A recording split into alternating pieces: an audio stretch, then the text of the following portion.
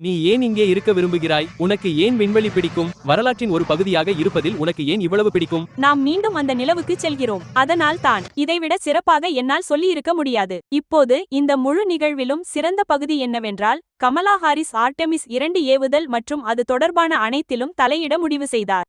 அவர் இதை தனக்கான ஒரு விளம்பர வாய்ப்பாக மாற்ற முயன்றார். ஆனால் அது அவருக்கு மிகவும் மோசமான முறையில் விபரீதமாக முடிந்தது. சரி, இது நம்மை ஒரு மிகச்சிறந்த தருணத்திற்கு அழைத்துச் செல்கிறது. அங்கு நமது விண்வெளி வீரர்களில் ஒருவரான விக்டர் குலோவர் இடதுசாரி நிருபரின் இந்த பைத்தியக்காரத்தனமான கேள்வியை முற்றிலும் முறியடித்தார். இது ஒரு பெரிய கேள்வி. நான் இதில் ஒரு அம்சத்தை, அதாவது ஒரு முரண்பாட்டை சுட்டிக்காட்ட விரும்புகிறேன். ஒரு இளம்பெண் கிறிஸ்டினாவை பார்த்து தனது ஆர்வத்தை வெளிப்படுத்துவதில் உள்ள மகிழ்ச்சிக்கும் அல்லது அவர் செய்ய விரும்பாத ஒன்றாக இருந்தாலும் பெண் சக்தி என்று கூறுவதற்கும், மற்றும் இளம் பழுப்பு நிற சிறுவர் சிறுமிகள் என்னை பார்த்து அவர் என்னைப் போலவே இருக்கிறார், அவர் இதையா செய்கிறார் என்று வியப்பதற்கும் இடையிலான இந்த முரண்பாட்டில் நான் வாழ்கிறேன். அது மிகச்சிறப்பானது, எனக்கு அது பிடிக்கும். ஆனால் ஒரு நாள் நாம் இதை பற்றி எல்லாம் பேச வேண்டிய அவசியமில்லாத திசையை நோக்கி நகர்வோம் என்று நம்புகிறேன்.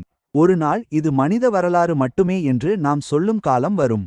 இது மனித வரலாற்றை பற்றியது. இது மனிதகுலத்தின் கதை, கருப்பின வரலாறு அல்ல, பெண்களின் வரலாறு அல்ல, இது மனித வரலாறாக மாறுகிறது. அவரிடமிருந்து வந்த மிக அற்புதமான பதில் அது. நாம் அனைவரும் சரியாக உணரும்